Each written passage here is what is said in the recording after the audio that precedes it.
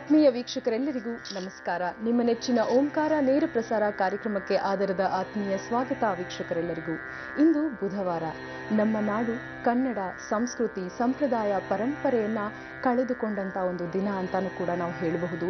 ನಿನ್ನೆಯಷ್ಟೇ ಮೈಸೂರು ಮಹಾರಾಜರು ಶ್ರೀಕಂಠದತ್ತ ನರಸಿಂಹರಾಜ ಒಡೆಯರ್ ಅವರು ವಿಧಿವಶರಾಗಿದ್ದಾರೆ. ಇಂದು ಅವರಿಗೆ ಭಾವಪೂರ್ಣವಾದಂತಹ ಶ್ರದ್ಧಾಂಜಲಿಯನ್ನ ನಮ್ಮ ಜೀ ಕನ್ನಡ ವಾಹಿನಿ ಅರ್ಪಿಸುವಂತ ಒಂದು ಪ್ರಯತ್ನವನ್ನ ಮಾಡ್ತಿದೆ. ಅದರ ಜೊತೆಗೆ ಎಂದಿನಂತೆ ಕಾರ್ಯಕ್ರಮದಲ್ಲಿ ನಿಮ್ಮ ಪತ್ರಗಳು ಹಾಗೂ ಫೋನ್ ಕರೆಗಳಿಗೂ ಕೂಡ ನಾವು ಸ್ಪಂದಿಸಲಿದ್ದೇವೆ. ಹಾಗಿದ್ರೆ ಬನ್ನಿ ಕಾರ್ಯಕ್ರಮವನ್ನು ಆರಂಭಿಸೋಣ. ಗುರುಜಿ ಅವರು ಕೂಡ ಆಗಮಿಸಿದ್ದಾರೆ. ಶ್ರೀಯುತರು ಖ್ಯಾತ ಜ್ಯೋತಿಷಿಗಳು, ಆಧ್ಯಾತ್ಮಿಕ ಧಾರ್ಮಿಕ ಚಿಂತಕರು, ಸದಾದೇವಿ ಔಪಾಸಕರು, ತೇಜೋಮಂದಿ, ರಮಣಶಾಸ್ತ್ರ ಸ್ವರಶಾಸ್ತ್ರದಲ್ಲಿ ಪ್ರಾವೀಣ್ಯತೆ ಹೊಂದಿರುವ ದೇವಿಶ್ರೀ ಮಹಾ ಸಂಸ್ಥಾನದ ಸಂಸ್ಥಾಪಕರು ಹಾಗೂ ದೇವಿಶ್ರೀ ಜ್ಯೋತಿ ಪತ್ರಿಕೆಯ ಪ್ರಧಾನ ಸಂಪಾದಕರು ಆದಂತಹ ಶ್ರೀ ಶ್ರೀ ದೇವಿಶ್ರೀ ಗುರುಜಿಯವರು. ನಮಸ್ತೆ ಗುರುಜಿ, ಕಾರ್ಯಕ್ರಮಕ್ಕೆ ಸ್ವಾಗತ. ಬ್ರಹ್ಮೋಸ್ಮಿ. ಗುರುಜಿ, ಮೊದಲಿಗೆ ಪಂಚಾಂಗ ಶ್ರವಣ. ಗುರು ಬ್ರಹ್ಮ ಗುರು ವಿಷ್ಣು ಗುರುದೇವೋ ಮಹೇಶ್ವರಃ ಗುರು ಸಾಕ್ಷಾತ್ ಪರಬ್ರಹ್ಮ ತಸ್ಮೈ ಶ್ರೀ ಗುರುವೇ ನಮಃ. ಗುರುವೇ ಸರ್ವಲೋಕಾನಾಂ ವಿಷಯೇ ಪುರೋಗಿಣಾಂ ಇದೇ ಸರ್ವವಿದ್ಯಾನಾಂ ದಕ್ಷಿಣಾಮೂರ್ತಯೇ ನಮಃ. ಹರಿ ಓಂ. ಯಾ ದೇವಿ ಸರ್ವಭೂತೇಷು ಶಕ್ತಿರೂಪೇಣ ಸಂಸ್ಥಿತಾಃ ನಮಸ್ತಸ್ತೆ ನಮಸ್ತಸ್ತೆ ನಮಸ್ತಸ್ತೆ ನಮೋ ನಮಃ. ಹರಿ ಓಂ. ವಿಜಯನಾಮ ಸಂವತ್ಸರ ದಕ್ಷಿಣಾಯನ ಮಾರ್ಗಶಿರ ಮಾಸ ಶುಕ್ಲ ಪಕ್ಷ ನವಮಿ, ಉತ್ತರಭಾದ್ರ ನಕ್ಷತ್ರ, ವ್ಯಗತಿ ಯೋಗ, ಕೌಲವಕರಣ, ಬುಧವಾರ. ಈ ದಿನದ ಸೂರ್ಯೋದಯ ಪ್ರಹರ್ತ ಕಾಲ 6:32. ಈ ದಿನದ ಸೂರ್ಯಾಸ್ತ ಸಂಜೆ 5:53. ಈ ದಿನ ರಾಹುಕಾಲ 12:13 1:45 ತನಕ ಇರುತ್ತೆ. ಈ ದಿನ ದುರ್ಮುಹೂರ್ತ ಅಶುಭ ಮುಹೂರ್ತ ಅಂತಂದ್ರೆ 12ರಿಂದ 12:30. ಈ ದಿನದ ಅಭಿಜಿತ್ ಲಗ್ನ ಅತ್ಯಂತ ಶುಭ ಮುಹೂರ್ತ, ತುಂಬಾ ಒಳ್ಳೆಯ ಮುಹೂರ್ತ ಅಂತಂದ್ರೆ 11:30ರಿಂದ 12 ಗಂಟೆ ತನಕ ಇರುತ್ತೆ. ಈ ಅರ್ಧ ಗಂಟೆ ಸಮಯದಲ್ಲಿ ಶುಭ ಕೆಲಸಗಳನ್ನ ನಾವು ಮಾಡ್ಕೋಬಹುದು. ಇದೇ ಈ ದಿನದ ಪಂಚಾಂಗ ಶ್ರವಣ. ಧನ್ಯವಾದಗಳು ಗುರುಜಿ. ವೀಕ್ಷಕರೇ, ಈಗ ಮೈಸೂರು ಮಹಾರಾಜರಿಗೆ ಒಂದು ಭಾವಪೂರ್ಣ ಶ್ರದ್ಧಾಂಜಲಿಯನ್ನ ಸಲ್ಲಿಸುವಂತ ಸಮಯ. ಒಂದು ಚಿಕ್ಕ ಎವಿ ಕ್ಲಿಪ್ಪಿಂಗ್ ಪ್ಲೇ ಮಾಡ್ತಾ ಇದೀವಿ, ನೋಡ್ಕೊಂಡ್ ಬನ್ನಿ.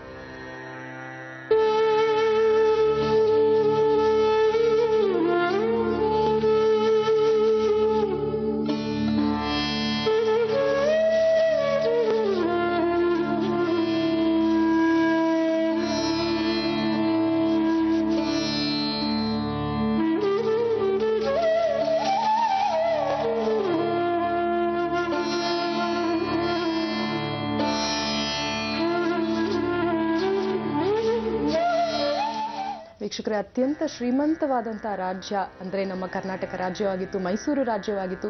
ಶ್ರೀಕಂಠದತ್ತ ನರಸಿಂಹರಾಜ ಒಡೆಯರ್ ಅವರು ನಮ್ಮೆಲ್ಲರನ್ನ ಅಗಲಿದ್ದಾರೆ. ಅವರ ನೆನಪುಗಳು ಸದಾ ನಮ್ಮ ಹೃನ್ಮನಗಳಲ್ಲಿ ಹೀಗೆ ಇರಲಿ ಅಂತ ಆಶಿಸ್ತಾ ಗುರುಜಿ ಅವರಿಂದ ಇಂದಿನ ವಿಶೇಷತೆಗಳನ್ನ ತಿಳ್ಕೊಳ್ಳೋ ಸಮಯ ಆಗಿದೆ. ಗುರುಜಿ, ವಿಶೇಷವಾಗಿ ಈ ದಿನ ಮೊದಲಿಗೆ ಶ್ರೀಕಂಠದತ್ತ ಒಡೆಯರ ಆತ್ಮಕ್ಕೆ ಶಾಂತಿ ಸಿಗಲಿ ನಾವೆಲ್ಲರೂ ಭಾವಪೂರ್ವಕ ಶ್ರದ್ಧಾಂಜಲಿಯನ್ನು ಬಯಸೋಣ. ಈ ದಿನ ನಮ್ಮ ಇತಿಹಾಸ ಪುಟಗಳಲ್ಲಿ ಈ ದಿನವನ್ನ ಬರೆದಿಟ್ಕೊಳ್ಳುವಂಥ ದಿನ, ಕರಾಳವಾದ ದಿನ ಅಂತಾನೆ ಹೇಳ್ಬೋದು. ಯಾಕೆಂತಂದ್ರೆ ನಮ್ಮ ಸಂಸ್ಕೃತಿಯ ನಾಡು, ನಮ್ಮ ಸಂಸ್ಕೃತಿಯನ್ನ ಹಸಿರು ನಿಶಾನೆಯಾಗಿ ಹಿಡಿದಿರ್ತಕ್ಕಂತಹ ಮೈಸೂರು ಸಂಸ್ಥಾನ ಮಹಾರಾಜರು ನಿಧನದ ಸಮಯ. ಈ ದಿನ ಅವರು ದೈವಾಧೀನರಾಗಿದ್ದಾರೆ. ಅವರ ಅಂತ್ಯ ಸಂಸ್ಕಾರಗಳೆಲ್ಲವೂ ನಡೀತಿದೆ. ನಾವೆಲ್ಲರೂ ಕೂಡ ನಮ್ಮ ಸಂಸ್ಕೃತಿಯ ಪ್ರಕಾರನೇ ಎಲ್ಲವನ್ನ ನಡೆಸ್ತಾ ಇದ್ದೀವಿ. ಕರ್ನಾಟಕದ ಎಲ್ಲ ದೇವಾಲಯಗಳಿಂದನೂ ಸಹ ಬೇಕಾಗಿರ್ತಕ್ಕಂಥ ಶ್ರಾದ್ದ ಅಂತಂದ್ರೆ ಈ ಕರ್ಮಗಳನ್ನ ಮಾಡುವಂಥದ್ದು, ಅಂತ್ಯ ಸಂಸ್ಕಾರ ಕ್ರಿಯೆಗೆ ಹೋಗುವಂತಹ ಶಾಂತಿಯ ಪ್ರಸಾದ ನಮ್ಮ ರಾಜ್ಯದ ಎಲ್ಲಾ ದೇವಸ್ಥಾನಗಳಿಂದವೂ ಅಲ್ಲಿಗೆ ಹೋಗ್ತಾ ಇದೆ. ಎರಡನೇದಾಗಿ ತಿರುಪತಿಯಿಂದಲೂ ಸಹ ಅಲ್ಲಿಗೆ ಬರ್ತಾ ಇರ್ತಕ್ಕಂಥದ್ದು. ಈ ದಿನ ಶುಭ ಮಾತಾಡಬೇಕು, ಅಶುಭ ಹೇಳಬೇಕು, ಆದರೆ ನಮ್ಮ ಸಂಸ್ಕೃತಿಯನ್ನ ಈಗಾಗಲೇ ದೇಶ ವಿದೇಶಗಳಿಂದ ಕೂಡ ಜನ ಬಂದು ಅಲ್ಲಿ ಆಗಮಿಸ್ತಾ ಇದ್ರು. ನಮಗೆಲ್ಲ ಗೊತ್ತು. ಅಲ್ಲಿ ನಡೀತಕ್ಕಂಥ ಪೂಜೆ ಪುನಸ್ಕಾರಗಳು ಇವೆಲ್ಲವನ್ನ ನಾವು ನೋಡ್ತಿದ್ರೆ ದೇಶ ವಿದೇಶಗಳಲ್ಲೂ ಕೂಡ ಮುಖ್ಯ ಪುಟಗಳಲ್ಲಿ ಬರೆದಿಡುವಂಥ ದಿನ. ಅದೆಲ್ಲ ನಮ್ಮ ದಸರಾ ಮಹೋತ್ಸವಗಳೆಲ್ಲವನ್ನ ನಾವು ನೋಡ್ಕೊತಾ ಬಂದಿದ್ದೀವಿ. ಅಂತಹ ಸಂಸ್ಕೃತಿ ಬೆಳೆಸ್ಕೊಂಬಂದಿರತಕ್ಕಂತಹ ಒಂದು ಕೊನೆಯ ಮಹಾರಾಜ ಅಂತಾನೆ ಒಂದು ಇತಿಹಾಸ ಹೇಳುತ್ತೆ. ಆದರೆ ಈ ದಿನ ನಮ್ಮ ಮೈಸೂರಿನಲ್ಲಿ ಇರ್ತಕ್ಕಂತಹ ಒಂದು ಮಠ, ಪರಕಾಲ ಮಠ, ಪರಕಾಲ ಮಠದ ಸ್ವಾಮೀಜಿಯವರ ಅವರು ರಾಜಗುರುಗಳು. ಅವರೊಬ್ಬರಿಗೆ ಮಾತ್ರನೇ ಅವರ ಕುಟುಂಬಸ್ಥರು ಸಾಷ್ಟಾಂಗ ನಮಸ್ಕಾರ ಆಗ್ತಿತ್ತು. ಅಂತ ಒಂದು ಮಠದ ಸ್ವಾಮೀಜಿಗಳ ಕರೆಯಿಂದ ಈ ದಿನದ ಅಲ್ಲಿ ಅವರ ನೇತೃತ್ವದಲ್ಲಿ ಎಲ್ಲವೂ ಸಹ ಸಾಂಗೋಪಾಂಗವಾಗಿ ಎಲ್ಲವೂ ನಡೀತಾ ಬರ್ತಿದೆ. ಆದರೆ ನಾವೊಂದು ಇತಿಹಾಸವನ್ನು ತಿಳ್ಕೋಬೇಕು. ಇವ್ರ ಬಗ್ಗೆ ಸಾಕಷ್ಟು ನಾವು ಓದಿರ್ತೀವಿ, ಸಾಕಷ್ಟು ತಿಳ್ಕೊಂಡಿರ್ತೀವಿ. ಎಲ್ಲ ಕಡೆನೂ ಇತಿಹಾಸ ಅಂತಂದಾಗ ಸಮಾಜದಲ್ಲಿ ನಮಗೆ ಯಾರ್ಯಾರು ಒಡೆಯರಾಗಿದ್ರು ಏನು ಎಲ್ಲವನ್ನ ನಾವು ತಿಳ್ಕೊಂಡಿದ್ದೀವಿ. ಆದರೂ ಸಹ ಸಂಕ್ಷಿಪ್ತವಾಗಿ ನಾನು ತಿಳಿಸ್ಬೇಕು ಅನ್ನೋದಾದರೆ 400 ವರ್ಷಗಳ ಹಿಂದೆನೆ ನಮಗೆಲ್ಲರಿಗೂ ಗೊತ್ತಿದೆ, ಅತ್ಯಂತ ಶ್ರೀಮಂತವಾದ ನಮ್ಮ ರಾಜ್ಯದಲ್ಲಿ ವಿಜಯನಗರ ಅರಸರಿದ್ರು. ಅವರ ಪ್ರತಿನಿಧಿಯಾದಂತಹ ಶ್ರೀರಂಗರಾಯ ಅಂತಾನೆ ಆ ಪ್ರತಿನಿಧಿ ಹೆಸರು. ಅವರು ಶ್ರೀರಂಗಪಟ್ಟಣದಲ್ಲಿ ಆಳ್ವಳಿಕೆಯನ್ನು ನಡೆಸ್ತಾ ಇದ್ರು, ದರ್ಬಾರ್ ಮಾಡ್ತಿದ್ರು. ಅವರಿಗೆ ಬೆನ್ನುಹುರಿ ರೋಗ ಅಂತ ಬರುತ್ತೆ, ಮೂಳೆಗೆ ಸಂಬಂಧಪಟ್ಟಿರ್ತಕ್ಕಂಥದ್ದು. ಆ ಒಂದು ರೋಗ ಅವರಿಗೆ ಆಕ್ರಮಿಸಿದಾಗ ಆ ರೋಗ ನಿವಾರಣೆಗೆ ಅಂತ ಹೇಳಿ ದೇವರ ಮೊರೆ ಹೋಗ್ತಾರೆ. ಅದು ಎಲ್ಲಿ? ತಲಕಾಡು. ಆ ತಲಕಾಡು ಅಂತಂದಾಗ ಅದಕ್ಕೂ ಒಂದು ಇತಿಹಾಸ ಇದೆ. ತಲಕಾಡು ಅಂತಂದಾಗ ಕಾಡ ಅಂತ ಹೇಳಿ ಇಬ್ಬರು ಅಣ್ಣ ತಮ್ಮಂದರು, ರಾಕ್ಷಸರು, ಕಳ್ಳರು, ಜನರನ್ನು ಹಿಂಸೆ ಕೊಡ್ತಕ್ಕಂತಹ ಒಂದು ರಾಕ್ಷಸ ಸ್ವಭಾವದವರು ಅಲ್ಲಿ ವಾಸವಾಗಿದ್ರು ಅಂತ ಹೇಳಿ ಆ ಊರಿಗೆ ಅದು ತುಂಬಾ ದೊಡ್ಡ ಅಭಯಾರಣ್ಯ. ಅದಕ್ಕೆ ತಲಕಾಡ ಅಂತ ಹೆಸರು ಬಂತು. ಈಗ ತಲಕಾಡು ಅಂತ ಹಾಕಿದೆ. ಆದರೆ ಅಲ್ಲಿ ಇವು ವೈದ್ಯನಾಥೇಶ್ವರ ದೇವಸ್ಥಾನ ಇದೆ. ಚೋಳರ ಕಾಲದಿಂದ ಇರತಕ್ಕಂತಹ ಒಂದು ದೇಗುಲ, ತುಂಬಾ ಪ್ರಸಿದ್ಧವಾದಂತಹ ಒಂದು ದೇಗುಲ. ಅಲ್ಲಿ ವೈದ್ಯೇಶ್ವರನಿಗೆ ಹೋಗಿ ನಾವು ಪೂಜೆ ಹರಕೆಗಳನ್ನು ಮಾಡೋದ್ರಿಂದ ನಮ್ಮ ರೋಗ ನಿವಾರಣೆ ಆಗುತ್ತೆ ಅಂತ ಹೇಳಿ ಅಲ್ಲಿಗೆ ಹೋಗ್ತಾರೆ. ಅಲ್ಲಿಗೆ ಹೋದಾಗ ಅಲ್ಲಿ ಸಾಕಷ್ಟು ದಿನಗಳ ಕಾಲ ಒಂದು ವ್ರತವನ್ನ ಎಲ್ಲವನ್ನ ಮಾಡ್ತಾ ಬರ್ತಾರೆ. ಆಗ ಮಧ್ಯದಲ್ಲೇ ಅದನ್ನು ತೀರ್ಕೊಂಡ್ಬಿಡ್ತಾನೆ. ಆಗ ಅವರ ಧರ್ಮಪತ್ನಿ ಅಲ್ಲೇ ಅವ್ರ ಸೇವೆಯನ್ನ ಮಾಡ್ಕೊತಾ ಇರ್ತಾಳೆ. ಆ ಸಮಯದಲ್ಲಿ ಈ ಶ್ರೀರಂಗಪಟ್ಟಣಕ್ಕೆ ಯಾರು ಜವಾಬ್ದಾರಿ ತಗೊಳ್ಳೋರು ಯಾರೂ ಇರೋದಿಲ್ಲ. ಆಗ ಮೈಸೂರು ನಗರದ ಮಹಾರಾಜರು ಅವರ ಒಂದು ಆಳ್ವಳಿಕೆಗೆ ತಗೊಂಡಾದಾಗ ಆ ಸಮಯದಲ್ಲಿ ಶ್ರೀರಂಗಪಟ್ಟಣವನ್ನ ಅವರೇ ಆಳ್ತಾ ಇರ್ತಾರೆ. ಆಗ ಅವ್ರಿಗೊಂದು ವಿಚಾರ ಗೊತ್ತಾಗತ್ತೆ, ಈ ರಂಗನಾಥ ಈ ಒಂದು ಹಳೆಯ ಮಹಾರಾಜನ ಧರ್ಮಪತ್ನಿ ತಲಕಾಡಿನಲ್ಲಿ ಇದ್ದಾರೆ ಇನ್ನೂ ಅಲ್ಲೇ. ಅವರ ಬಳಿ ಸಾಕಷ್ಟು ವಜ್ರ ವೈಡೂರ್ಯಗಳು, ಒಂದು ವಿಶೇಷವಾದಂಥ ಬೆಲೆ ಕಟ್ಟಲಾಗದಂತಹ ಒಂದು ಆಭರಣಗಳಿದೆ, ಅದನ್ನು ತಗೋಬೇಕು ಅಂಥೇಳಿ ಇವರು ಸೈನ್ಯದಿಂದ ಅವ್ರ ಮೇಲೆ ಧಾವಿಸಿದಾಗ ಆ ತಾಯಿ ಮಹಾಪತಿವ್ರತೆ. ಆಗ ಅವಳು ಹೇಳ್ತಾಳೆ, ಮಾತಾಂಗಿ ಮಡುರಾಗಿ. ಮಡುವಾಗಿ ಅಂತಂದ್ರೆ ಆ ಮಾತಾಂಗಿ ನದಿ ಏನಿದೆ ನಮ್ಮ ಕಾವೇರಿ ನದಿ, ಅದು ಮಡುವಾಗಿ ಅಂತಂದ್ರೆ ಸುಳಿ ಸಿಕ್ಕಾಕೊಳ್ಳಿ ಅಂತ. ಎರಡನೇದಾಗಿ ತಲಕಾಡು ಮರುಳಾಗಿ ಅಂತ. ಈಗಲೂ ನಮಗೆ ಗೊತ್ತಿದೆ, ಎಷ್ಟು ವರ್ಷಗಳು ಕಳೀತಾ ಇದ್ರು ಅದನ್ನ ಇನ್ನೂ ರಿಸರ್ಚ್ ಮಾಡ್ತಾನೆ ಇದ್ದಾರೆ. ಆದರೆ ಮರಳು ಬರ್ತಾನೇ ಇದೆ, ಸಾಕಷ್ಟು ಮರಳು ಜಾಸ್ತಿನೇ ಆಗ್ತಿದೆ. ಮರಳು ಮೇಲೆ ಅಭಯಾರಣ್ಯ ಬೇರೆ ಬೆಳೆದಿದೆ. ಮರಳು ಮೇಲೆ ಎಲ್ಲೂ ಮರಳು ಬೆಳೆಯೋಕ್ಕೆ ಆಗೋದಿಲ್ಲ. ಇವೆಲ್ಲ ನಮ್ಮ ಸಂಸ್ಕೃತಿಯನ್ನ, ನಮ್ಮ ಧಾರ್ಮಿಕತೆಗೆ ಒಂದು ನಿಶಾನೆನೇ ಇದೆಲ್ಲ. ಅದಾದ ನಂತರ ಅಲ್ಲಿ ಅಷ್ಟೇ ಅಲ್ಲ, ಮೈಸೂರು ರಾಜರಿಗೆ ಮಕ್ಕಳಾಗದಿರಲಿ ಅಂದ್ರೆ ವಂಶೋದ್ಧಾರಕ ಆಗದಿರಲಿ ಅಂತ. ಅದಾದ ನಂತರ ಸಾಕಷ್ಟು ದಿನಗಳು ಬೆಳೀತಾ ಬಂತು. ಇವರ ತಂದೆ ಜಯಚಾಮರಾಜೇಂದ್ರ ಒಡೆಯರ್ಗೆ ಎಷ್ಟು ಜನ ಮಕ್ಕಳು, ಏನು ಯಾವ ರೀತಿ ಆಯಿತು. ಮೈಸೂರಿನ ಇತಿಹಾಸ ಪುಟಗಳು ಹೇಳಬೇಕು ಅಂತಂದರೆ ಎಷ್ಟು ಹೇಳಿದ್ರು ಸಾಕಾಗಲ್ಲ.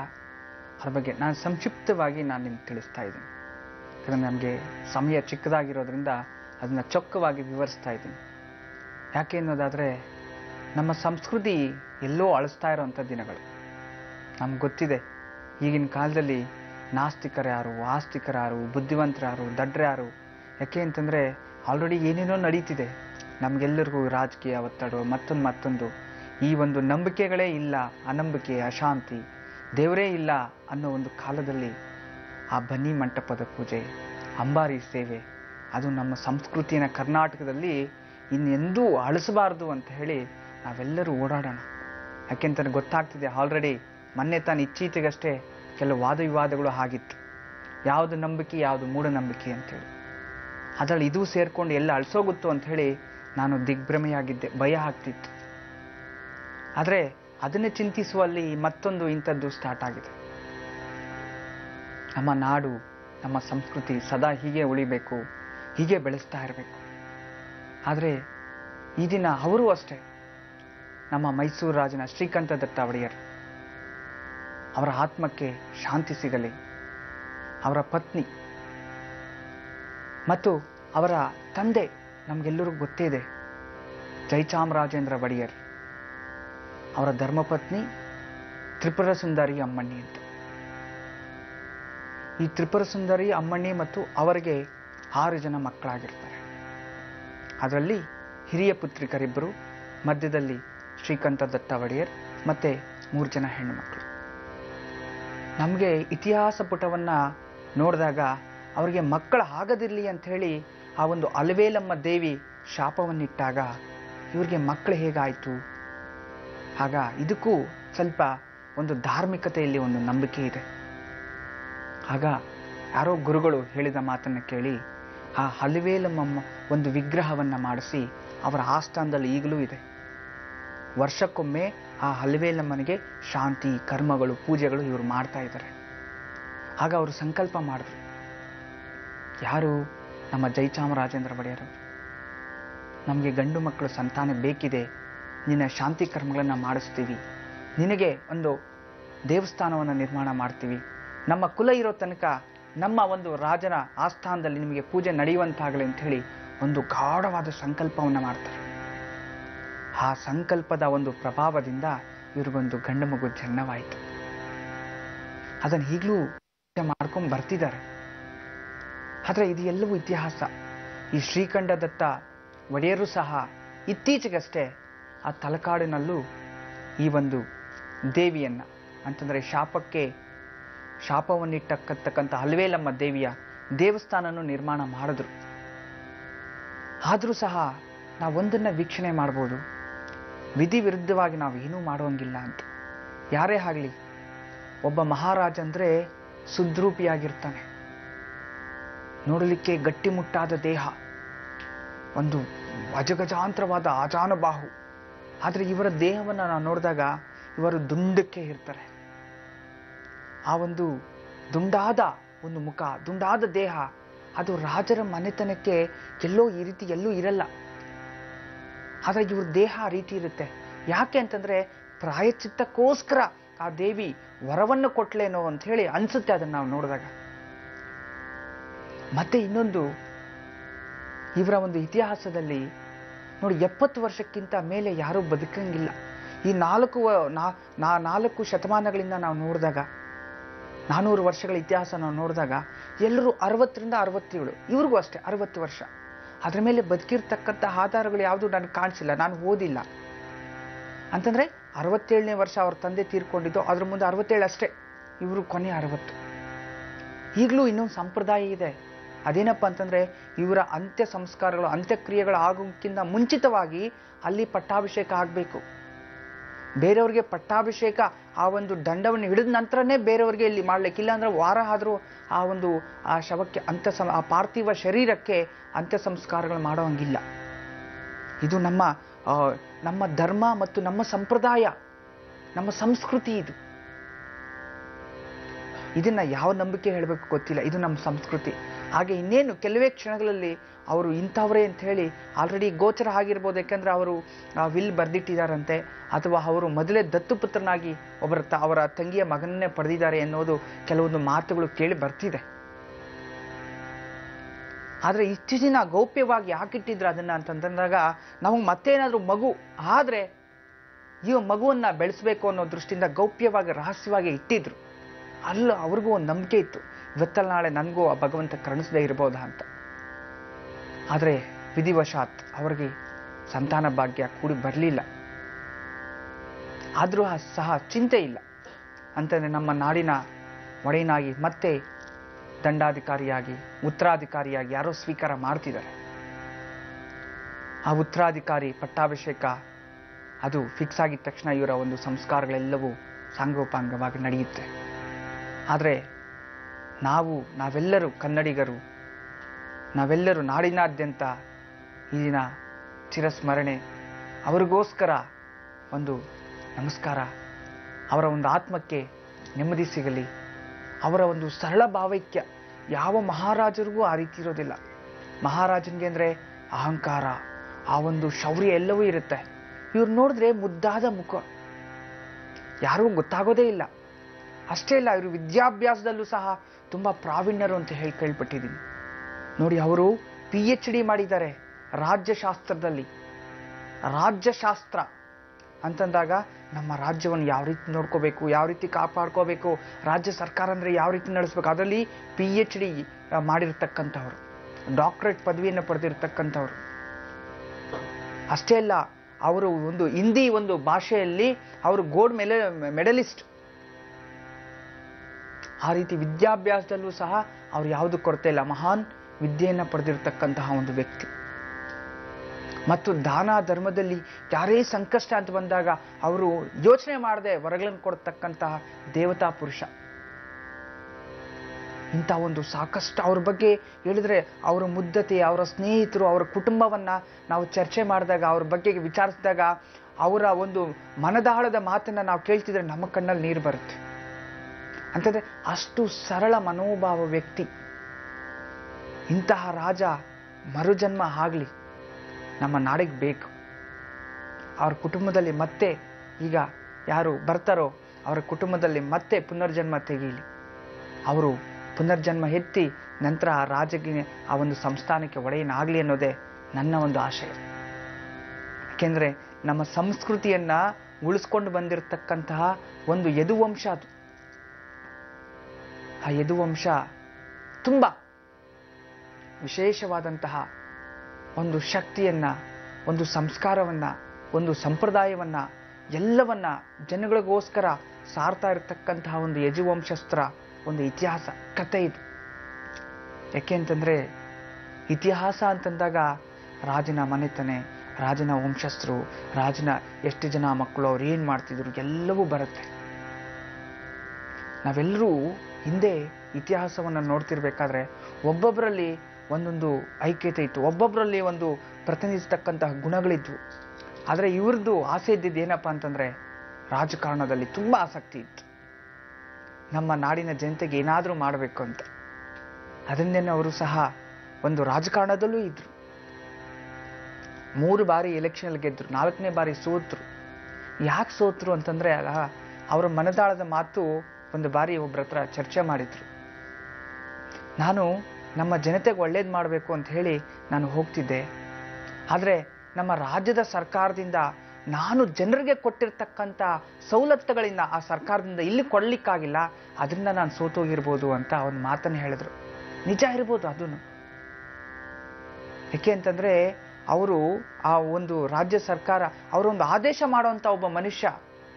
ರಾಜ ಅಂತಂದ್ರೆ ಆದೇಶ ಕೊಡ್ತಕ್ಕಂಥವ್ನು, ಹಿಂಗ್ ಮಾಡ್ಬೇಕು ಅಂದ್ರೆ ಹಂಗ ಆಗ್ಬೇಕು.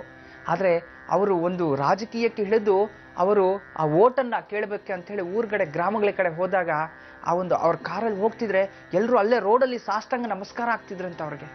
ಬುದ್ಧಿ, ನೀವ್ ಯಾಕೆ ಬರ್ತೀರಿ, ನೀವ್ ಇದಕ್ಕೋಸ್ಕರ ಓಟ್ ಬರಬೇಡಿ, ಬುದ್ಧಿ ನೀವು ಕೇಳಬೇಡಿ, ನೀವು ನಿಂತಿರಂತ ನಮ್ಗೆ ಗೊತ್ತಾದ್ರೆ ಸಾಕು, ನಾವು ಓಟ್ ಹಾಕ್ತೀವಿ, ನೀವು ನಮ್ಮ ದೇವರು ಬುದ್ಧಿ ಅಂತ ಹೇಳ್ತಿದ್ರು. ಅಂದ್ರೆ ಒಬ್ಬ ಮಹಾರಾಜ ದೇವರು.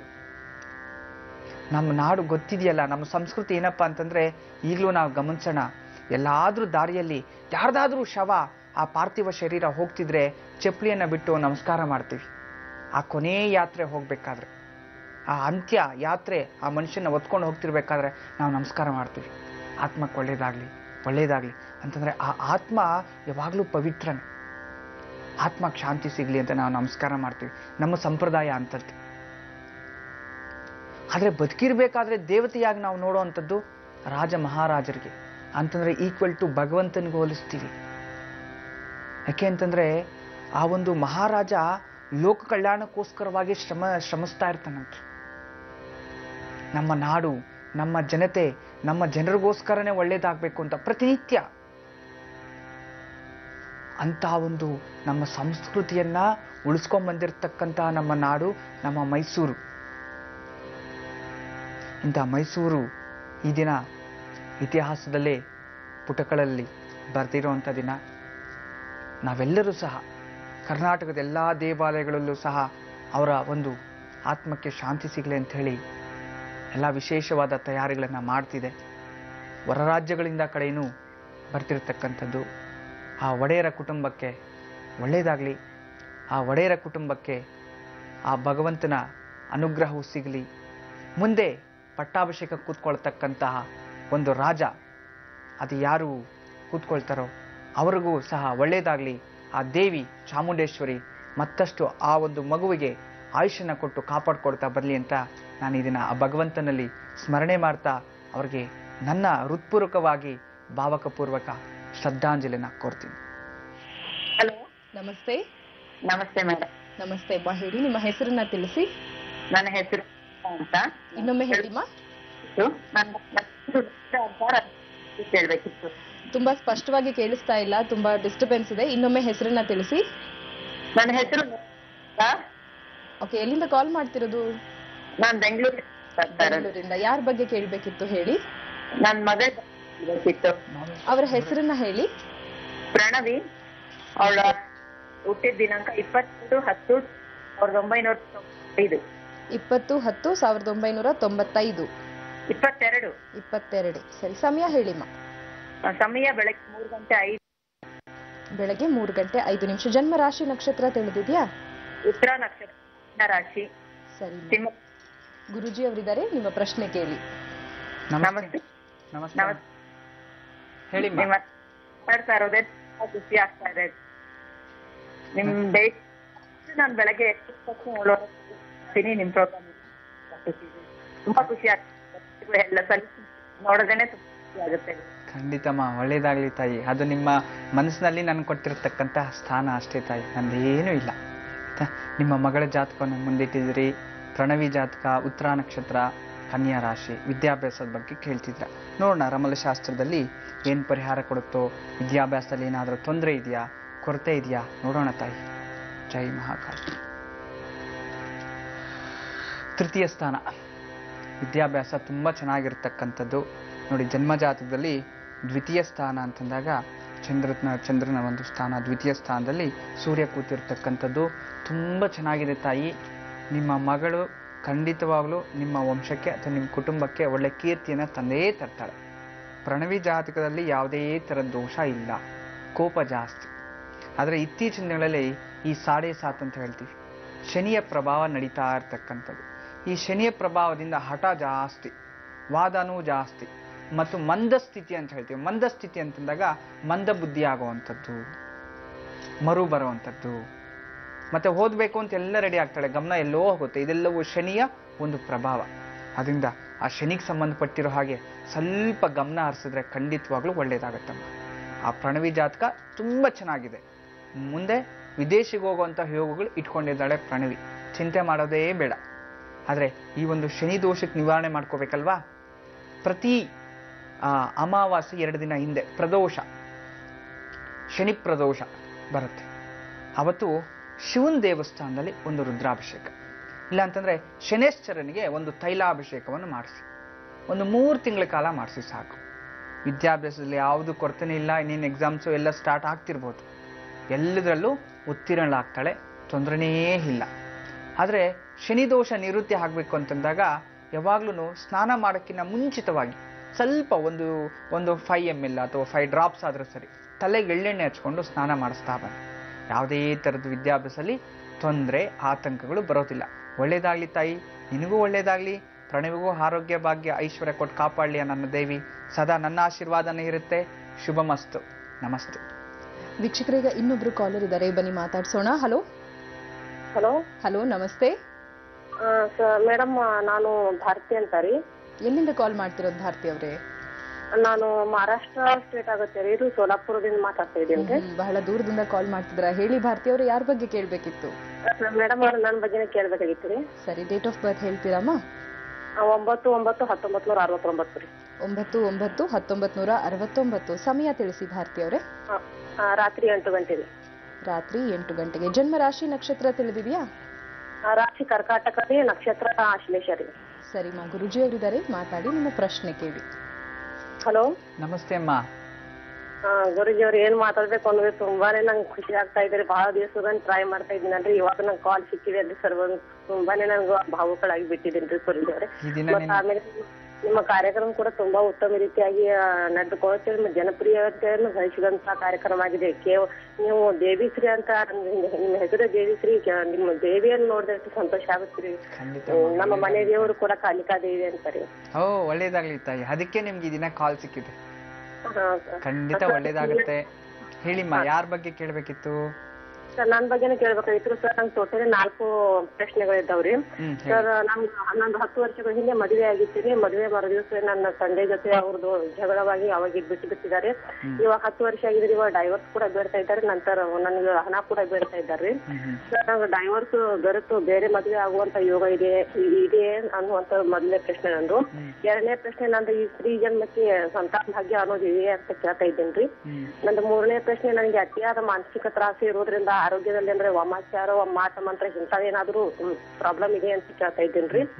ನಾನು ಆಫೀಸ್ ನಲ್ಲಿ ಕೆಲಸ ಮಾಡ್ತಾ ಇರುವಾಗ ಇತ್ತೀಚೆಗೆ 1 ತಿಂಗಳ ಹಿಂದೆ ತುಂಬಾ ಹೊರಗಿನ ಜನರಿಂದ ತ್ರಾಸ ಆಗ್ತಾ ಇದೆ. ನಾನು ಮಿಸ್ ಅಂಡರ್ಸ್ಟ್ಯಾಂಡಿಂಗ್ ಮೂಲಾಗಿದ್ದೇನ್ರಿ. ಅದಕ್ಕೆ ಸರಿಮಾ, ನೋಡೋಣ. ರಮಲಶಾಸ್ತ್ರದಲ್ಲಿ ನೋಡ್ತೀನಿ. ರಮಲಶಾಸ್ತ್ರದಲ್ಲಿ ನೋಡಿ ನಿನಗೆ ಪರಿಹಾರವನ್ನು ತಿಳಿಸ್ತೀನಿ ತಾಯಿ. ಹಾಗೆ ಈಗ ವಿರಾಮ ತಗೊಳ್ಳೋ ಸಮಯ ಆಗಿದೆ. 1-2 ನಿಮಿಷ ಹಾಗೆ ನೀವು ಲೈನಲ್ಲೇ ಇರಿ. ಖಂಡಿತವಾಗ್ಲೂ ನಾನು ನಿಮ್ಗೆ ಪರಿಹಾರವನ್ನು ಕೊಡ್ತೀನಿ ತಾಯಿ. ಅವರು ಒಂದು ಪ್ರಶ್ನೆಯನ್ನ ಕೇಳಿದ್ರು, ಲೈನರ್ ಇದ್ದಾರೆ ಅಂತ ಭಾವಿಸ್ತೀವಿ. ಗುರುಜಿ ಅವರೇ ಉತ್ತರವನ್ನ ನೀಡಿ. ಭಾರತೀಯವ್ರದ್ದು ರಮಲಶಾಸ್ತ್ರವನ್ನು ನಾವು ಆಗ್ಲೇ ಹಾಕಿದೀವಿ. ರಮಲಶಾಸ್ತ್ರದ ಪ್ರಕಾರ ಇವರ ಜನ್ಮಜಾತದಲ್ಲಿ ಪಿತೃದೋಷ ಅಂತ ಗೋಚರ ಆಗಿದೆ. ಭಾಗ್ಯಸ್ಥಾನದಲ್ಲಿ ರವಿ ಮತ್ತು ಬುಧ ಕೂತಿರ್ತಕ್ಕಂತಹ ಪಿತೃದೋಷ. ಅದರಿಂದ ನೀವು ಜೀವನದಲ್ಲಿ ಎಲ್ಲವೂ ಅರ್ಧಂಬರ್ಧ, ಯಾವುದಲ್ಲೂ ಪರಿಪೂರ್ಣವಾಗಿಲ್ಲ. ಈ ಕಡೆ ಮಾನಸಿಕವಾಗೂ ನೆಮ್ಮದಿ ಸಿಗ್ತಿಲ್ಲ. ಎರಡನೇದಾಗಿ ಕುಟುಂಬದ ಒಂದು ವಿವಾಹ ಯೋಗದಲ್ಲೂ ನೆಮ್ಮದಿ ಸಿಗಲಿಲ್ಲ. ಮೂರನೇದಾಗಿ ಇವರಿಗೆ ಉದ್ಯೋಗದಲ್ಲೂ ಅಷ್ಟೊಂದು ನೆಮ್ಮದಿ ಸಿಗ್ತಾ ಇಲ್ಲ. ಮತ್ತು ಸಂತಾನ ಭಾಗ್ಯ ಎಲ್ಲದರಲ್ಲೂ ಕುಂಠಿತ ಆಗ್ಲಿಕ್ಕೆ ಕಾರಣ ಏನಪ್ಪಾ ಅಂತಂದ್ರೆ ಈ ಒಂದು ಪಿತೃದೋಷ ಗಂಡ್ಮಕ್ಳಿಗೆ ಬರುತ್ತೆ ಅಂತಲ್ಲ, ಹೆಣ್ಣು ಮಕ್ಳಿಗೂ ಬರುತ್ತೆ. ಆಗ ನೀವು ಆಲ್ರೆಡಿ ಮದುವೆ ಆಗಿರೋದ್ರಿಂದ ಈಗ ನಿಮ್ಮ ತಂದೆ ಕರ್ಮಗಳು ನೀವು ಮಾಡೋ ಆ ಒಂದು ಕರ್ಮಗಳನ್ನು ಮಾಡಿದ್ರೂ ಸಹ ಪ್ರತಿಫಲ ಸಿಗೋದಿಲ್ಲ. ಆದ್ರೆ ನೀವು ಸಣ್ಣದಾಗಿ ಪರಿಹಾರ ಯಾವ ರೀತಿಯಪ್ಪ ಮಾಡ್ಕೋಬೇಕು ಅನ್ನೋದಾದ್ರೆ ಎಲ್ಲದಕ್ಕೂ ಪರಿಹಾರವನ್ನು ನಾನು ಕೊಡ್ತೀನಿ. ಮುಂದೆ ಮದುವೆ ಆಗುತ್ತಾ ಅಂತ ಒಂದು ಪರಿಹಾರವನ್ನ ನೀವು ಕೇಳಿದ್ರಿ. 2016ರಲ್ಲಿ ನಿನಗೆ ವಿವಾಹ ಯೋಗ ಇದೆ, ಮದುವೆ ಮಾಡ್ಕೋಬಹುದು. ಸಂತಾನನೂ ಆಗೋ ಯೋಗ ಇದೆ. ನಿನ್ನ ಕನಸು ನನಸಾಗತ್ತೆ. ಆದ್ರೆ ಮೊದಲು ಪಿತೃದೋಷ ಕಮ್ಮಿ ಆಗ್ಬೇಕು. ಪಿತೃದೋಷ ಕಮ್ಮಿ ಆಗ್ಲಿಕ್ಕೆ ಸತತವಾಗಿ ಗೋಪೂಜೆಯನ್ನ ಮಾಡ್ಬೇಕಮ್ಮ. ನೀನು ಒಂದು 9 ದಿನಗಳ ಕಾಲ ಹಸುವಿಗೆ ಪೂಜೆ ಮಾಡುವಂಥದ್ದು. ಪ್ರತಿದಿನಾನು ಹಸುಗೆ ನೀವು ತಿನ್ನಿಸ್ಬೇಕಾಗಿರತಕ್ಕಂಥದ್ದನ್ನ ಉದ್ದಿನ ಕಾಳು, ಮೊಳಕೆ ಕಟ್ಟಿರೋವಂಥದ್ದು ಉದ್ದಿನ ಕಾಳು, ದಿನಕ್ಕೆ ಸ್ವಲ್ಪ ಉದ್ದಿನ ಕಾಳನ್ನ ತಿನ್ನಿಸಿ ಗೋಪೂಜೆಗೆ ಪೂಜೆ ಮಾಡಿ ಆ ಬಾಲದ ಮೇಲೆ ನೀರನ್ನು ಹಾಕಿ ಅದಕ್ಕೆ ಪೂಜೆ ಮಾಡ್ಕೊಂಡು 9 ಪ್ರದಕ್ಷಿಣೆ ಮಾಡಬೇಕು. ಈ ರೀತಿ 9 ದಿನಗಳ ಕಾಲ ಸತತವಾಗಿ ಮಾಡಿ ಶನಿವಾರ ಯಾರಾದರೂ ಒಬ್ಬ ಬ್ರಾಹ್ಮಣಿಗೆ ಒಂದೊತ್ತು ಊಟ ಮಾಡೋಷ್ಟು ಸ್ವಯಂ ಪಾಕಕ್ಕೆ ಅಂತಂದ್ರೆ ಆ ದವಸ ಧಾನ್ಯಗಳು ಏನಾದರೂ ತರಕಾರಿ ಎಲ್ಲ ಹಾಕಿ ನೀವು ಕೊಡ್ತಾ ಬರಬೇಕು. ಈ ರೀತಿ ಒಂದು 16 ವಾರ ಮಾಡ್ತಾ ಬಂದ್ರೆ ನಿನ್ನಲ್ಲಿರೋ ಪಿತೃದೋಷ ಕಮ್ಮಿ ಆಗ್ತಾ ಬರುತ್ತೆ. ಇಷ್ಟೇ ಸಾಕು. ಇದನ್ನ 4 ತಿಂಗಳ ಕಾಲ ಶ್ರದ್ಧಾ ಭಕ್ತಿಯಿಂದ ಚಿತ್ತಶುದ್ಧಿಯಿಂದ ಮಾಡು. ಖಂಡಿತವಾಗ್ಲೂ ನಿನಗೆ ನಿನ್ನ ಒಂದು ಉದ್ಯೋಗದಲ್ಲೂ ಪ್ರಗತಿ ಆಗುತ್ತೆ, ಡಿವೋರ್ಸು ಆಗುತ್ತೆ, ಮತ್ತೆ ಮದುವೆ ಆಗೋ ಯೋಗನ ಬರುತ್ತೆ. ಎಲ್ಲವೂ ಒಳ್ಳೇದಾಗತ್ತೆ ತಾಯಿ. ನಮಸ್ತೆ ಅಮ್ಮ. ಇನ್ನೊಬ್ರು ಕಾಲರ್ ಇದ್ದಾರೆ, ಬನ್ನಿ ಮಾತಾಡ್ಸೋಣ. ಹೇಳಿ. ಹಲೋ.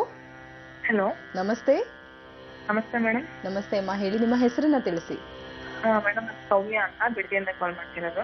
ಸೌಮ್ಯ ಅವರು ಯಾರ ಬಗ್ಗೆ ಕೇಳಬೇಕಿತ್ತು? ಸೌಮ್ಯ, ನನ್ನ ಬಗ್ಗೆನೇ ಕೇಳಬೇಕಾಗಿತ್ತು ಮೇಡಮ್. ಡೇಟ್ ಆಫ್ ಬರ್ತ್ ಹೇಳಿ ಮಾ. ಡೇಟ್ ಆಫ್ ಬರ್ತ್ ಬಂದು 12/7/93. ಟೈಮ್ ಹೇಳಿ. ಟೈಮ್ ಬಂದು ಬೆಳಗ್ಗೆ 11:30 to 12. 11:30 ಇಂದ 12 ವರೆಗೆ ಅಂತ ಹೇಳ್ತಿದ್ರೆ. ಜನ್ಮ ರಾಶಿ ನಕ್ಷತ್ರ ತಿಳಿದಿದೆಯಾ ಸೌಮ್ಯ? ಜನ್ಮ ರಾಶಿ ಮೀನ ರಾಶಿ, ರೇವತಿ ನಕ್ಷತ್ರ. ಸರಿಮಾ, ಗುರುಜಿ ಅವರಿದ್ದಾರೆ, ನಿಮ್ಮ ಪ್ರಶ್ನೆ ಕೇಳಿ. ನಮಸ್ತೆ ಅಮ್ಮ. ನಮಸ್ತೆ ಗುರುಜಿ. ಹೇಳಿಮ್ಮ. ಗುರುಜಿ, ನಾನು ಈ ವರ್ಷ B.Com ಮುಗಿಸಿದ್ದೀನಿ. ಸರಿ. ನನ್ನ ಎಜುಕೇಶನ್ ಕಂಟಿನ್ಯೂ ಮಾಡಿದ್ರೆ ನಂಗೆ ಏನಾದ್ರು ಗೌರ್ಮೆಂಟ್ ಜಾಬ್ ಸಿಗುತ್ತಾ ಅಥವಾ ಮದ್ವೆ ಆದ್ರೆ ಮುಂದೆ ಲೈಫ್ ಹೆಂಗಿರುತ್ತೆ ಅಂತ ತಿಳ್ಕೊಬೇಕಾಗಿತ್ತು. ಸರಿಮ್ಮ, ಆಯ್ತಮ್ಮ. ರಮಲಶಾಸ್ತ್ರದಲ್ಲಿ ನೋಡ್ತೀನಿ ತಾಯಿ. ನಿನ್ ಜಾತಕ ಭವಿಷ್ಯ ಹೇಗಿದೆ ನೋಡೋಣ. ಜೈ ಮಹಾಕಾಳಿ. ನಿನ್ನ ಜಾತಕ ವಿಜೃಂಭಣವಾಗಿದೆ, ತುಂಬಾ ಚೆನ್ನಾಗಿದೆ ತಾಯಿ. ಚಿಂತನೆಯೇ ಮಾಡೋದ್ ಬೇಡ. ತುಂಬಾ ವಿಶೇಷವಾದ ದೇವಿಯ ಅನುಗ್ರಹನೇ ನಿನ್ ಮೇಲಿದೆ. ನೀನೇನ್ ಅನ್ಕೊಂಡ್ರು ಜೀವನದಲ್ಲಿ ಸಕ್ಸಸ್ ಆಗುತ್ತೆ, ಇದುವರೆಗೂ ಫೈಲ್ಯೂರ್ ಇಲ್ಲ.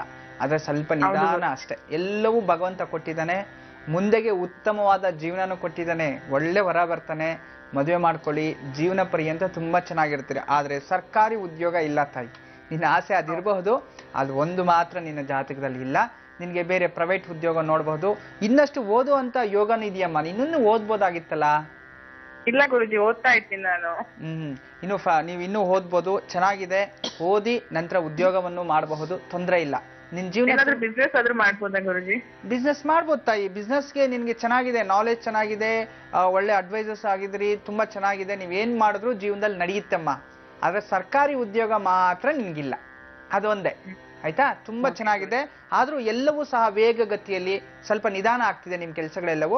ನೀವು ವೇಗಗತಿಯಲ್ಲಿ ಆಗ್ಲಿಕ್ಕೆ ಸ್ವಲ್ಪ ವಿಶೇಷವಾಗಿ ಚಂದ್ರನ ಆರಾಧನೆ ಮಾಡಬೇಕು. ಚಂದ್ರಮೌಳೇಶ್ವರ ಅಂತಂದ್ರೆ ಶಿವನ ಅತಿ ಹೆಚ್ಚಾಗಿ ಪೂಜೆ ಮಾಡಮ್ಮ ನೀನು.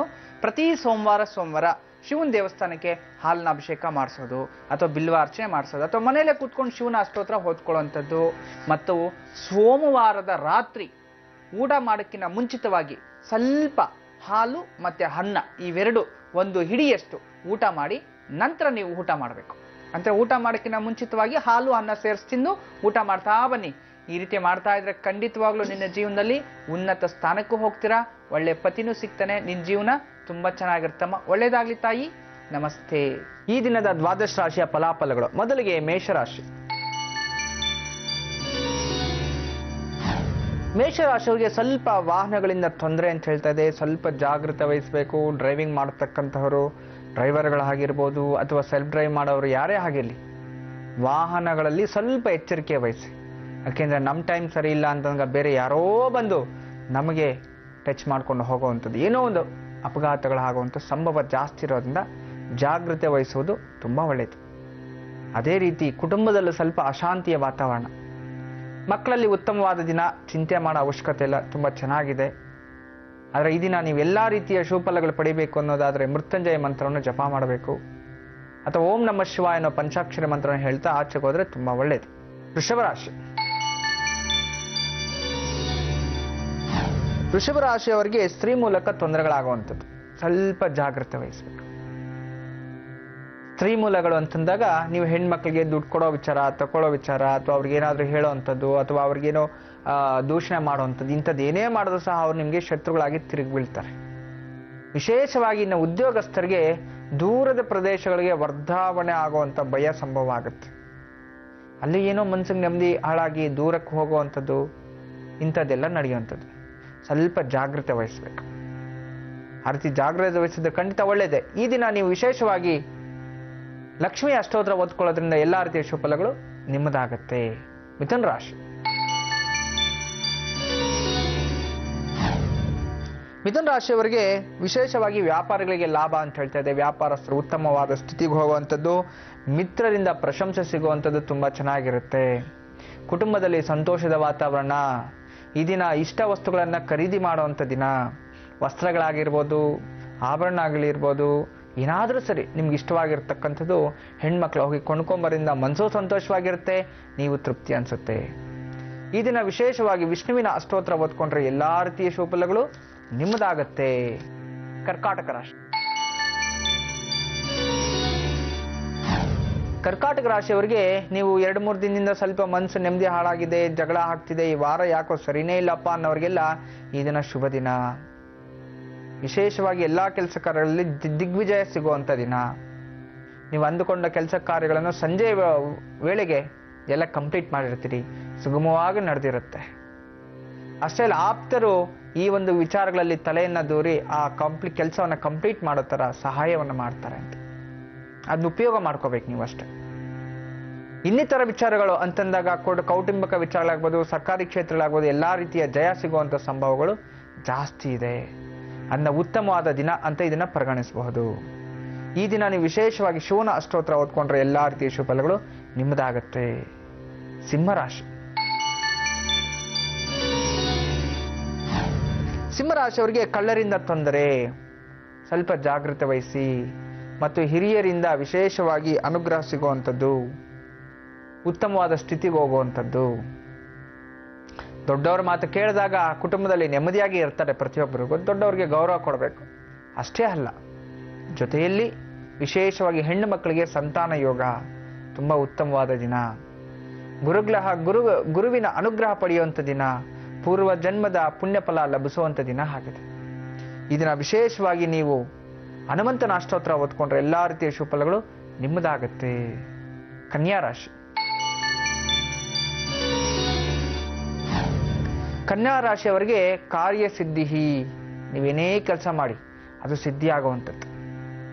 ಇದನ್ನ ಹೊಸದಾಗಿ ಟ್ಯೂಷನ್ಗೆ ಹೋಗ್ಬೇಕಾದ್ರೆ, ಯಾವ್ದಾದ್ರು ಕಲೆ ಪ್ರಾರಂಭ ಮಾಡಬೇಕಾದ್ರೆ, ನಾಟ್ಯ ಪ್ರಾಕ್ಟೀಸ್ ಮಾಡಬೇಕಾದ್ರೆ, ಸಂಗೀತ ಪ್ರಾರಂಭ ಮಾಡಬೇಕಾದ್ರೆ, ಪ್ರಾಕ್ಟೀಸ್ ಮಾಡಬೇಕಾದ್ರೆ, ಅಥವಾ ಇದನ್ನ ಯಾವ್ದಾದ್ರು ಹೊಸ ಕೆಲಸಗಳೇನಾದ್ರೂ ನೀವು ಮಾಡಬೇಕು ಅಂದ್ಕೊಂಡಿದ್ರೆ ಮನಸ್ಸು ಉತ್ತಮ ಸ್ಥಿತಿಯಲ್ಲಿ ಇಟ್ಕೊಂಡು ಪ್ರಾರಂಭ ಮಾಡಿ, ಖಂಡಿತ ಒಳ್ಳೆಯದಾಗತ್ತೆ. ಅಷ್ಟೇ ಅಲ್ಲ, ಈ ದಿನ ನೀವು ಎಲ್ಲ ಕೆಲಸ ಕಾರ್ಯಗಳಲ್ಲಿ ಸಿದ್ಧಿ ಹೊಂದೋದಲ್ಲದೆ ಪ್ರಶಂಸೆ ಪಡೆಯುವಂಥ ದಿನ ಆಗಿರುತ್ತೆ. ಕುಟುಂಬದಲ್ಲಿ ನೆಮ್ಮದಿಯ ವಾತಾವರಣ. ದೂರದ ಪ್ರದೇಶಗಳಿಗೆ ಹೋಗೋ ಯೋಚನೆ ಮಾಡಿದಿರಿ, ಅಂಥದ್ದೇನಾದ್ರೂ ಪ್ಲಾನ್ ಮಾಡಿದ್ರೆ ಹೋಗ್ಬಿಟ್ಟು ಬನ್ನಿ. ಈ ದಿನ ನೀವು ಹನುಮಂತನ ಅಷ್ಟೋತ್ರ ಓದ್ಕೊಳ್ಳಿ, ಎಲ್ಲ ರೀತಿಯ ಶುಭಫಲಗಳು ನಿಮ್ಮದೇ ಆಗತ್ತೆ. ತುಲಾರಾಶಿ. ತುಲಾರಾಶಿಯವರಿಗೆ ಅಧಿಕ ವ್ಯಾಪಾರಗಳಿಗೆ ಉತ್ತಮವಾದ ಲಾಭ ಅಂತೂ ಸಿಗುವಂಥ ದಿನ, ತುಂಬ ಚೆನ್ನಾಗಿದೆ. ಅದೇ ರೀತಿ ಕುಟುಂಬದಲ್ಲೂ ನೆಮ್ಮದಿಯ ವಾತಾವರಣ. ಹಿರಿಯರಿಗೆ ಆರೋಗ್ಯದಲ್ಲಿ ಚೇತರಿಕೆ ಚೆನ್ನಾಗಿದೆ. ಅಷ್ಟೇ ಅಲ್ಲ, ಕುಟುಂಬದೊಂದಿಗೆ ಎಲ್ಲಾದ್ರೂ ದೂರ ಹೋಗ್ಬೇಕು ಅಂತ ಪ್ಲಾನ್ ಮಾಡ್ಕೊಳ್ತೀರಾ.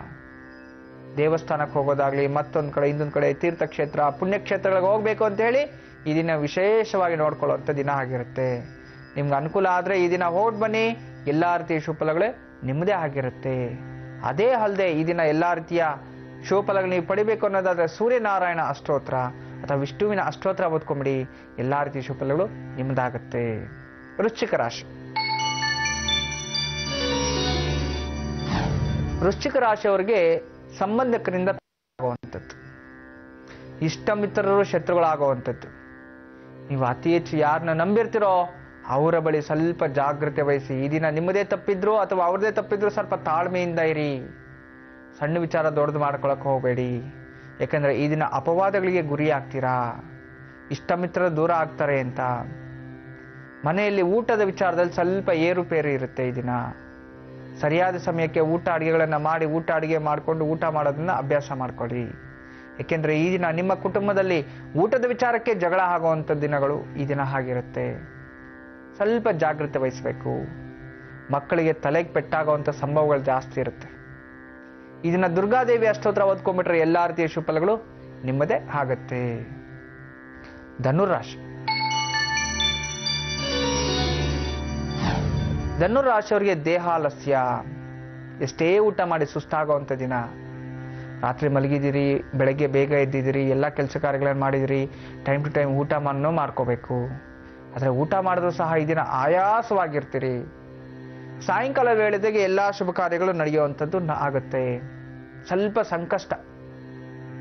ಏನೋ ಅನ್ಕೊಂಡಿದ್ದೆ, ಈ ದಿನ ಏನೂ ಆಗಿಲ್ವಲ್ಲ, ನಾನು ಏನೋ ಮಾಡಬೇಕು ಅನ್ಕೊಂಡಿದ್ದೆ, ನನಗೇನು ಸಿಕ್ಕಿಲ್ವಲ್ಲ ಅಂತ ವಿಫಲ ಆಗೋದು ಬೇಡ. ಉತ್ತಮ ಸ್ಥಿತಿಗೆ ಹೋಗ್ತೀರಿ. ಆದರೂ ಕಷ್ಟಕ್ಕೆ ತಕ್ಕಂತೆ ಪ್ರತಿಫಲ ಸ್ವಲ್ಪ ಕಮ್ಮಿ ಇರುತ್ತೆ. ಅದೇ ರೀತಿಯ ಪ್ರತಿಫಲಗಳು ಎಲ್ಲ ರೀತಿಯ ಶುಭಫಲಗಳನ್ನು ನೀವು ಪಡಿಬೇಕು ಅನ್ನೋದಾದ್ರೆ ಈ ದಿನ ಮಹಾವಿಷ್ಣುವಿನ ಅಷ್ಟೋತ್ರ ಓದ್ಕೊಂಡ್ರೆ ಎಲ್ಲಾ ರೀತಿಯ ಶುಭಫಲಗಳು ನಿಮ್ಮದಾಗತ್ತೆ. ಮಕರ ರಾಶಿ. ಮಕರ ರಾಶಿಯವರು ಸ್ವಲ್ಪ ಜಾಗೃತಿ ವಹಿಸಬೇಕೀಗ. ಮಕರ ರಾಶಿಗೆ ಕೆಟ್ಟ ಸುದ್ದಿ ಅಂತ ಹೇಳ್ತಿದೆ. ಯಾರೋ ಫೋನ್ ಮಾಡಿ ಬೈಯೋದು, ವಾರ್ನಿಂಗ್ ಕೊಡುವಂಥದ್ದು, ಇಂಥದ್ದೇನೋ ಆಗ್ಬೋದು. ಜಾಗೃತಿ ವಹಿಸ್ಬೇಡಿ. ಇದನ್ನ ಯಾವುದೇ ಒಂದು ಕೆಟ್ಟ ಯೋಚನೆನೂ ನಿಮ್ಮ ಮೈಂಡಿಗೆ ಬರಬಾರ್ದು. ಒಳ್ಳೆಯದನ್ನೇ ಮಾಡಬೇಕು, ಒಳ್ಳೆಯದನ್ನೇ ಮಾಡ್ತೀನಿ ಅನ್ನೋ ಒಂದು ಮೈಂಡ್ ಇಟ್ಕೊಳ್ಳಿ, ಒಳ್ಳೆಯದೇ ಆಗತ್ತೆ. ಕುಟುಂಬದಲ್ಲೂ ಅಷ್ಟೇ ನೆಮ್ಮದಿಯ ವಾತಾವರಣ ಇರಬೇಕು. ಇಲ್ಲ ಅಂತಂದ್ರೆ ಸಣ್ಣ ವಿಚಾರ ದೊಡ್ಡದು ಮಾಡಿಕೊಂಡು ಮನೆ ಬಿಟ್ಟು ಹೋಗೋದಕ್ಕೂ ನೀವು ಪ್ಲಾನ್ ಮಾಡ್ಕೊಂಡ್ಬಿಡ್ತೀರಿ. ಆ ಸೂತ್ರವನ್ನು ಇದನ್ನ ಉಪಯೋಗಿಸ್ಕೊಳ್ಳಿ, ಎಲ್ಲಾ ರೀತಿಯ ಶುಭಫಲಗಳು ನಿಮ್ಮದೇ ಆಗುತ್ತೆ. ಜೊತೆಯಲ್ಲಿ ಈ ದಿನ ನರಸಿಂಹಸ್ವಾಮಿನ ಆರಾಧನೆ ಮಾಡಿದ್ರೆ ಎಲ್ಲಾ ರೀತಿಯ ಶುಭಫಲಗಳು ನಿಮ್ಮದಾಗುತ್ತೆ. ಕುಂಭರಾಶಿ. ಕುಂಭರಾಶಿಯವರಿಗೆ ಈ ದಿನ ವಿವಾಹ ಯೋಗ ತುಂಬಾ ಚೆನ್ನಾಗಿರುವಂಥದ್ದು, ಸಂತೋಷದ ವಾತಾವರಣ, ಸಾಲದಿಂದ ಮುಕ್ತಿ ಸಿಗುವಂಥದ್ದು. ಯಾರು ಬ್ಯಾಂಕ್ ಲೋನ್ ಮಾಡಿದ್ರಿ, ಮತ್ತೊಬ್ಬರ ಹತ್ರ ಮತ್ತೊಬ್ಬರು ಸಿಕ್ಕಾಕೊಂಡು ತಪ್ಪಿಸ್ಕೊಂಡು ತಿರ್ಗೋದು, ಇದೆಲ್ಲ ಬೇಡ. ಭಗವಂತ ಯಾವುದೋ ಒಂದು ದಾರಿ ತೋರಿಸ್ತಾನೆ ಇವತ್ತು. ಆ ಉತ್ತಮ ದಾರಿಯನ್ನ, ಸುಸೂತ್ರವಾದ ದಾರಿಯನ್ನ, ಒಳ್ಳೆ ದಾರಿಯಲ್ಲೇ ನಡೆಯಿರಿ, ಖಂಡಿತ ಒಳ್ಳೇದೇ ಆಗತ್ತೆ. ಜೊತೆಲಿ ನಿಮಗೆ ಶುಭವಾದ ದಿನ. ಎಲ್ಲ ರೀತಿಯ ಶುಭಫಲಗಳು ನಿಮ್ಮದೇ ಆಗಿರುತ್ತೆ. ಅಷ್ಟೇ ಅಲ್ಲದೆ ನೀವು ಅಂದುಕೊಂಡ ಕೆಲಸ ಕಾರ್ಯಗಳಲ್ಲಿ ಜಯ ಸಿಗುವಂಥ ದಿನನೂ ಆಗಿದೆ. ಇನ್ನು ಮತ್ತಷ್ಟು ಶುಭಫಲಗಳು ನೀವು ಪಡಿಬೇಕು ಅಂತಂದ್ರೂ ಸಹ ಈ ದಿನ ಶಿವನ ಅಷ್ಟೋತ್ರ ಓದ್ಕೊಂಡ್ರೆ ಎಲ್ಲ ರೀತಿಯ ಶುಭಫಲಗಳು ನಿಮ್ಮದಾಗತ್ತೆ. ಕೊನೆಯದಾಗಿ ಮೀನರಾಶಿ. ಮೀನರಾಶಿಯವರಿಗೆ ಕೋರ್ಟು ಕಚೇರಿಗಳಲ್ಲಿ ಜಯ ಸಿಗುತ್ತೆ. ಲಾಯರ್ಗಳಿಗೆ ಮತ್ತು ಡಾಕ್ಟರ್ಸ್ಗೆ ವಿಶೇಷವಾದ ಲಾಭದ ದಿನ. ಕುಟುಂಬದಲ್ಲಿ ನೆಮ್ಮದಿಯ ವಾತಾವರಣ. ಅಂದುಕೊಂಡ ಕೆಲಸ ಕಾರ್ಯಗಳ ಎಲ್ಲವೂ ದಿಗ್ವಿಜಯ ದಿನ. ಎಲ್ಲಾದ್ರೂ ಫೈನಾನ್ಸ್ ವಿಚಾರ ಇದ್ರೆ, ರಿಯಲ್ ಎಸ್ಟೇಟ್ ಇದ್ರೆ ಹೋಗ್ಬಿಟ್ಟು ಬನ್ನಿ, ಅದ್ರಲ್ಲಿ ಪ್ರತಿಫಲನೂ ಸಿಗುತ್ತೆ. ಈ ದಿನ ವಿಶೇಷವಾಗಿ ನೀವು ಹನುಮಂತನ ಅಷ್ಟೋತ್ರ ಓದ್ಕೊಂಡ್ರೆ ಎಲ್ಲಾ ರೀತಿಯ ಶುಭಫಲಗಳು ನಿಮ್ಮದಾಗತ್ತೆ. ನಾನು ಕೊಟ್ಟಿರೋ ಪರಿಹಾರಗಳನ್ನು ಮಾಡ್ಕೊಂಬಿಡಿ, ಎಲ್ಲರೂ ಶುಭಫಲಗಳನ್ನ ಪಡೆಯಿರಿ. ಈ ದಿನ ನಾವು ಹೋಗ್ಬರೋ ಸಮಯ ಆಗಿದೆ. ಮತ್ತೆ ಭೇಟಿ ಆಗೋಣ. ಅಲ್ಲಿನ ತನಕ ಸರ್ವೇ ಜನ ಸುಖನೋ ಭವಂತು, ಸಮಸ್ತ ಸನ್ಮಂಗಳಾನಿ ಭವಂತು. ಬ್ರಹ್ಮೋಸ್ಮಿ.